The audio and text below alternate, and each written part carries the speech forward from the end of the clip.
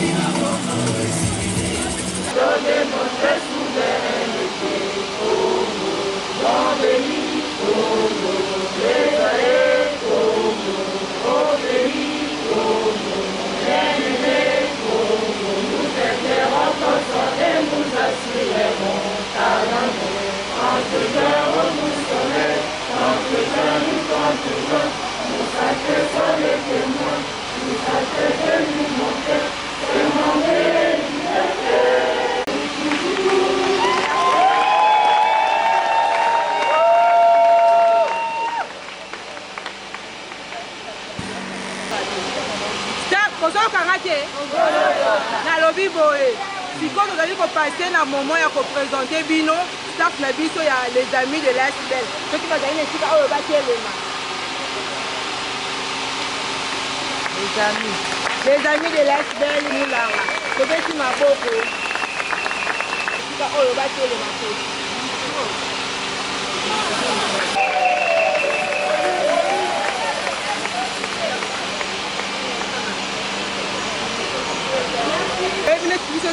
Après, on a journée de la femme, non?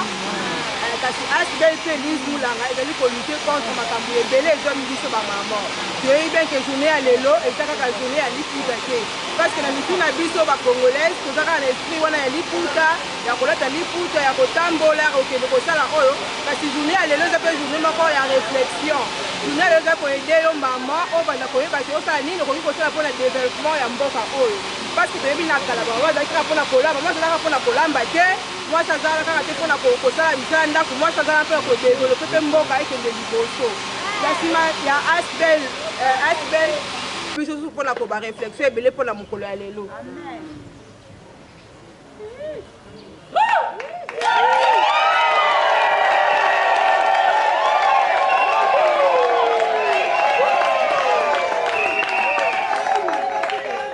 En français, pour être bateau bakozwa peut-être pour nous tiens journal on va ça en français puis na kozongi na ona lingala pour exemple na kona biso to belle les amis de Lise Moulanga, distingués invités à la dite cérémonie, bonjour. C'est avec gratitude à l'égard de la délégation du parti Patriote en Action, PAC, en sigle, que je vous adresse à chacun et à chacune de vous de vive voix la joie et la salutation cordialement d'avoir répondu à notre invitation. Permettez-moi avant toute chose de rendre gloire à Dieu Tout-Puissant, maître des temps et des circonstances qui nous a comblés de sa bénédiction infinie.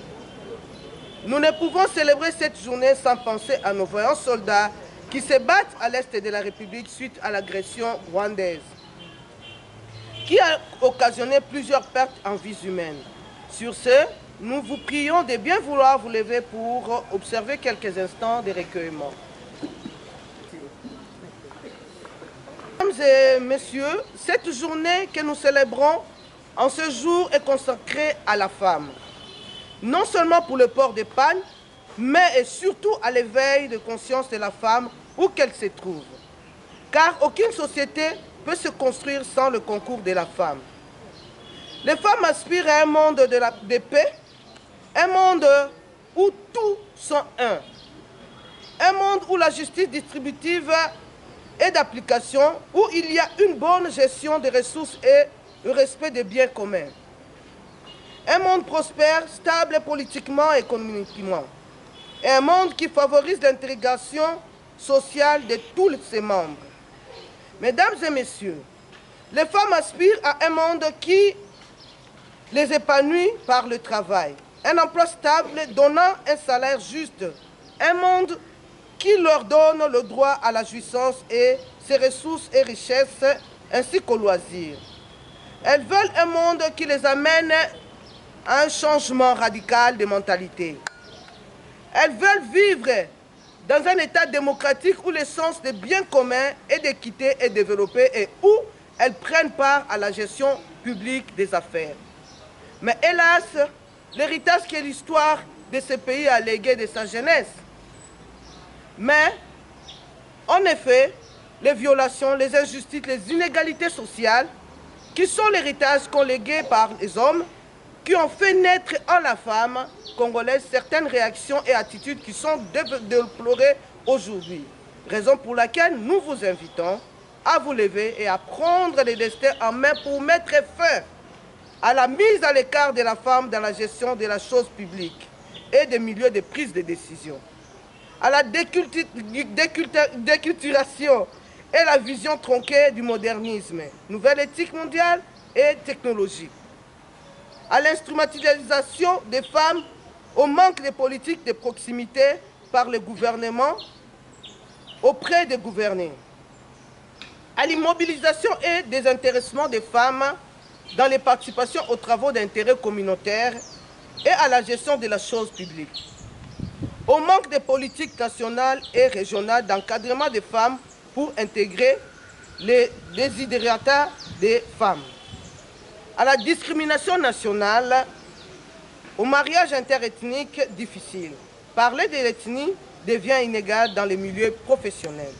En conclusion, soucieuse du bien-être commun et du rétablissement rapide de la paix et de la cohésion pacifique entre les êtres, la femme, nous devons nous prendre en charge en attendant que les hommes nous considèrent dans ce que nous sommes et dans ce que nous faisons. Car la femme aujourd'hui ne peut plus rester observatrice des hommes, mais elle doit prendre courage et dire plus haut que la gestion des institutions de la République, c'est mon affaire, c'est l'affaire de toutes les femmes. Que vive la République démocratique du Congo, que vive la Journée internationale de la femme, que vive la femme congolaise. Merci, je vous remercie.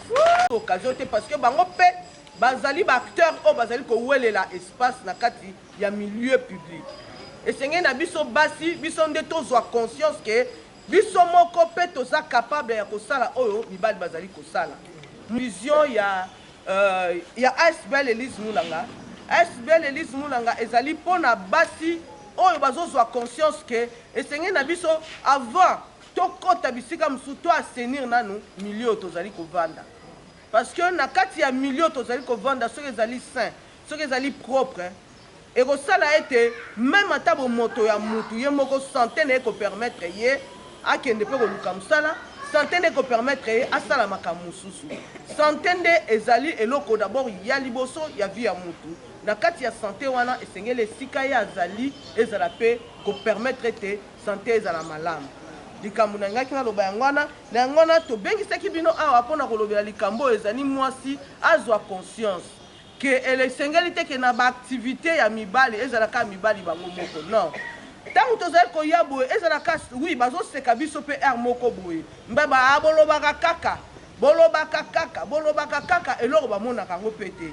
Mais senge na biso moko tozwa conscience ke esenge tosubaka na maloba te kaka na koganga te. Poto mona bandaku pe mingi basi nde bakope kosibaze komi kosimba na bandaku na ba commerce. Et bon pourquoi pas na kati ya ba entreprise publique? Pourquoi pas na kati ya ba technologie nouvelle o eza siko technologie et comme avancée. Technologie comme déjà développée. Pourquoi pas kokota pe na ba monde technique? Pourquoi pas kokota na kati ya ba industrie? Moi, si pas quand on a quatre industrie, à ça la peine à l'entreprise ya minene. Pourquoi pas un jour, n'est pas modératrice moi si pas à la présidente de la République et qu'on puisse que ça les mamans, c'est un biso moko to conscience, peut to décision, il y a quoi avancer. Merci beaucoup. Patriote en action ezali nini? Ezali ete sengen ko senga na mutu nyonso azala patriotique, patriote na kati mboka na ye. Patriote linko bandi nini? Kozana bolingo ya mboka. Tango tozali kosala mboka, eza kaka te tosala mboka pona ba intérêt na biso moko. Tokende kosala mboka te po ete tosepelisa mboka na famille na biso, po ete totiaka ba famille na biso. Omona mukonzi mususu na kati ya cabinet kaka bandeko na ye famille na ye te. Esenge tozala na bolingo ya mboka. Yango wana lobi patriote en action. Patriote wana tango ozolobaka naza patriote. Ngai nazaka vraiment esprit patriotique nalingaka mboka na ngai mais tomona ona misala te. Patriotique esengeli patriotisme esengeli te ezala kati ya misala na odo ozali kosala même na esika tovandi esengeli tolakisaka bolingo ya mboka tolobelaki bino awa vision ya ASBL Elise Moulanga mpona kolobela ete environnement na biso tango ozali patriote même environnement na yo esengeli olakisa bolingo ete nalingi mboka na ngai mpona kolinga mboka na ngai esengeli atya propriété na mboka na ngai esika na vandi eza bongo te.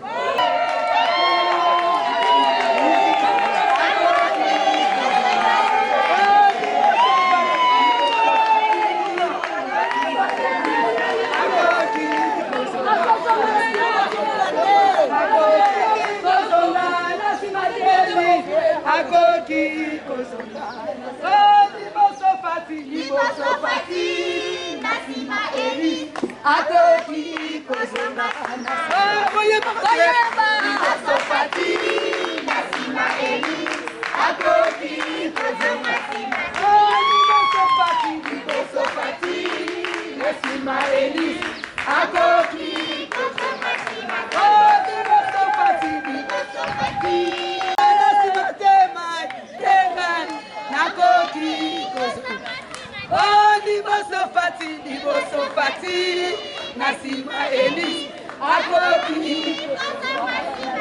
Liboso Fati, Liboso Fati, Nasima Elise, Akoki, Liboso Fati, Nasima Elise.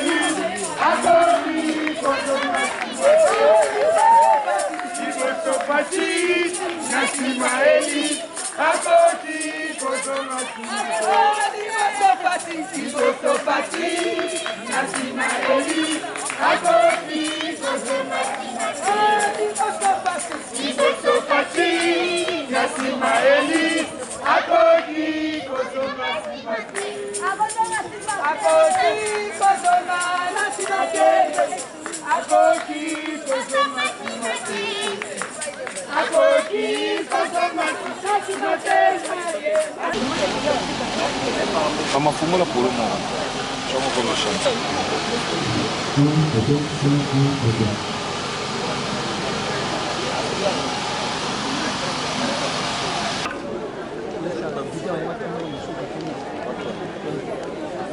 Oh, c'est là.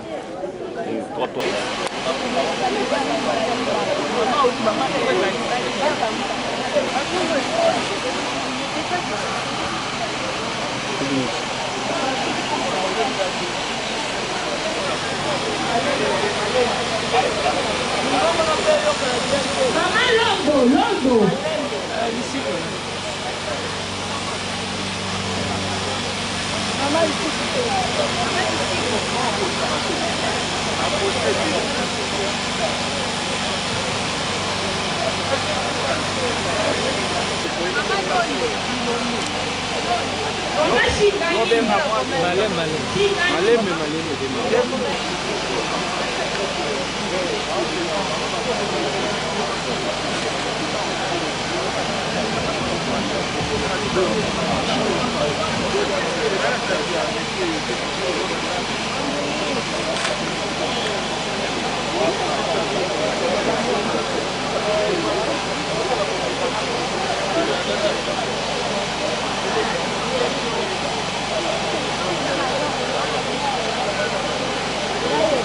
Biso la cameraman bacha basi na cette époque. Danger.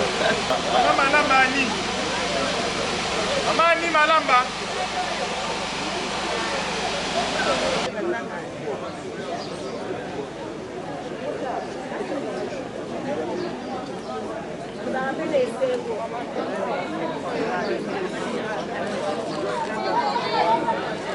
Maman, ça a été donc bien bêta, il a filé la c'est ça qu'elle a eu. Quand il a papa pour ça là qui ça va mal là. Merci na maman des garçons sont na maman. Yo ça sali côté ya komba akobima kombo na ye. Da maman ko na ye. Maman, donc ça merci nous ça papa pour la que des bossos donc à ce matin. Là c'est comme ma casse pour la nene pour la les hommes pour la maman. C'est ma casse c'est plus ma casse pour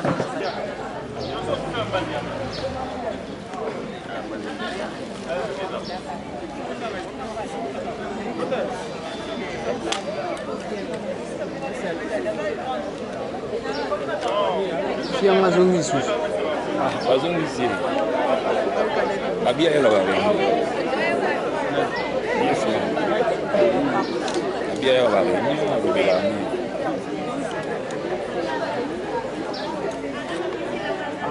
Vou bater aqui. Il y a aussi l'interview.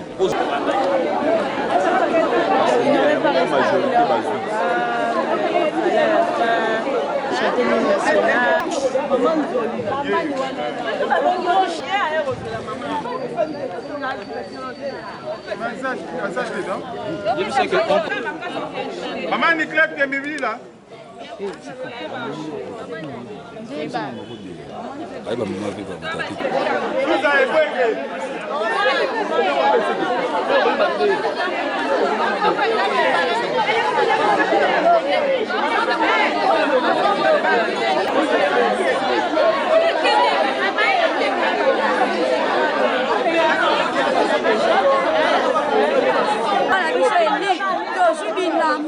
Yangwana tika kaka mila de pouvoir akamba mboko ya Kongo na sapela na esengo mingi na bilambo mama pesi biso na crise oyo eza na mboko kasi lelo tozwi bilamba ya ofele yangwana esengo mingi mpenza ozokolamela mama elise eza nepoke mutu te oyo asali nzambe aleka liboso na ye apesa ye mapamboli tozalaka na 2023 na décembre yango mpola voti nde place koyebana na bato balingaka na ye na bato balingaka ye te koyebaka mokolo wana napapambola ye. Question par rapport à cette journée. Je suis hyper contente de voir comment les mamans sont déterminées aujourd'hui et elles ont répondu massivement et affirmativement à l'invitation et à cet appel. Pourquoi les mamans ne sont pas encore conscientes de l'ampleur de cette affaire, puisque les mamans se limitent de plus au port du pain et elles ne prennent pas conscience des enjeux du moment. Alors, leur regard, tous les mamans doivent, c'est-à-dire se bousculer pour trouver une place. Et concernant vraiment la prise de position, les mamans aujourd'hui ont pris conscience et les mamans sont d'accord pour pouvoir émerger et aller de l'avant. Pour ce mois de la femme, qu'est-ce que la belle Elise Moulanga a comme objectif? Quelles sont les activités? D'abord, premièrement, l'ASBEL Elise Moulanga a organisé cette journée pour pouvoir sensibiliser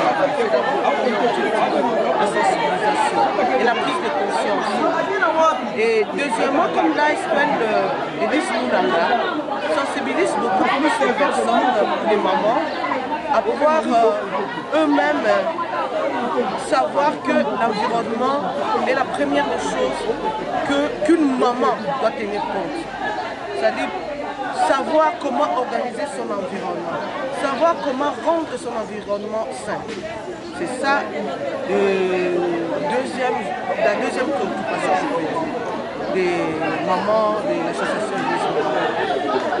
Au-delà de cette activité, vous avez encore une autre activité à faire pour ce mois de femme, Ce mois de la femme, moi, Elise Moulanga, je n'ai plus d'activité parce que je vais dépendre de mon parti qui est le Patriote en Action, qui doit organiser d'ici là, je crois, à la fin du mois de mars, qui doit faire une manifestation pour clôturer le mois de la femme.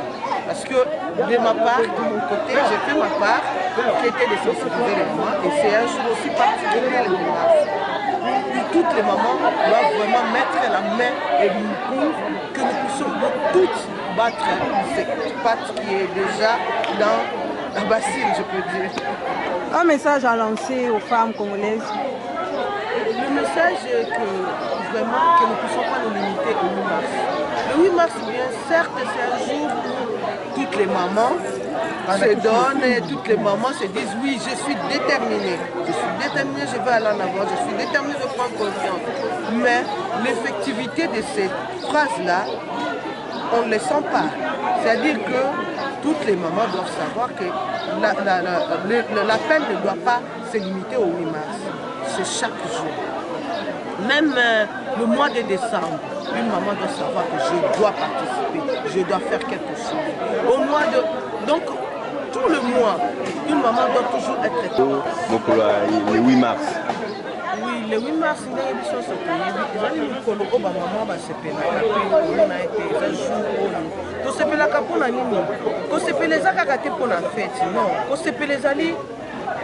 on a commandé ete bato bakomi kotia bisoka koyeba ke mwasi azali mwasi aza mpona nini mwasi tomonaki yango na sketch moko esalemaki awa mwasi akoselimite kaka na cuisine te mwasi esengeli amitia na misala maloba wana oyo tozoloba ke mwasi atelema esukaka na maloba te ezala eloko moko ezali kosalema mikolo na mikolo totia yango mpe na misala po ete ASBEL Elise Moulanga eza wana mpona kokonscientize bamama kokonscientize bapapa ete esengeli na biso tobongisa nano esika tovandi po sante nde eza eloko ya liboso.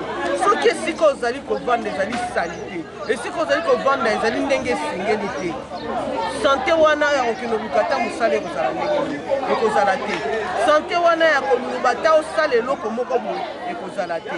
Na yango wana na kosenga na bamama nyonso esengeli na biso totelema, kotelema wana ezalaka ya maloba te, tosuka kaka na le 8 mars te, kotelema wana ezali ya mikolo nyonso, mikolo na mokolo toyeba ete esengeli na mama nyonso ntango azolamuka eloko nini na osala lelo esuka kaka te mpona libota na yo mais mpona mone na nga nyonso to ya les champions sportifs bino mo bomoni ndenge nini Elise Mulanga asi kolia na bato elongo bamama nyonso tu asi kopesa bango bamaputa apesi bapolo aboye bapolo ya kilo bapolo élégance ya boye ezaka epa Elise to soutenir ye à 100%. Tant Fati beton zo soutenir ba maman. Pourquoi pas biso pe basi pe to soutenir moi soit telemi po bunda. Donc to soutenir ye à 100%. À 0 te ma 100%. Ba bili sapimoko elongola lipotité. Maintenant que ya telemi donc to soutenir ye pe. To tie maboko ki ne liboso. Donc na pesi ba bonne na nga nyonso. Tu on ton na bela ni to koto parce que makama bien zali, makama malonge zali. To koto to s'abonner, bo liker, bo commenter, vous allez branché sur votre chaîne des champions Pro TV. Na pesi ba merci l'ingénieur Boubou les cheveux blancs. Mutama yela zala na suki ya pembe. Bato baza ba suki ya pembe bazo sala mayela bantu ba zoba. Muto azama yele suki ya pembe bazo sala makamozo mona eza ingénieur Boubou. Ah ingénieur Boubou pata ba mbote na ba merci na epé na ndema sala ka merveille mais élégance. Na bo santé derrière la caméra muto tambola nanga partout. Atala li boulou to kota na eto dindi apo to bimi. Denver Mumboule. Caméraman a bien, ya propre sur la bien. Ba merci na ye, ba merci na ba nyonso to ba bonné na nga nyonso to. Ba bonné nyonso to chaîne les champions Pro TV. Ba merci na bino, na bo santé o na belela kama moso aza na ebité ye to benga ki aza la patronne, ko la patronne, aza la patronne mo moso sur la bien, alobaka bien, la blonde. Nénette, la patronne, la blonde, Nénette la patronne. La personne a belé psychose. Penga na bino to zoom na koyela bino so na kamasika. To belela kaka nde to misana, to koto.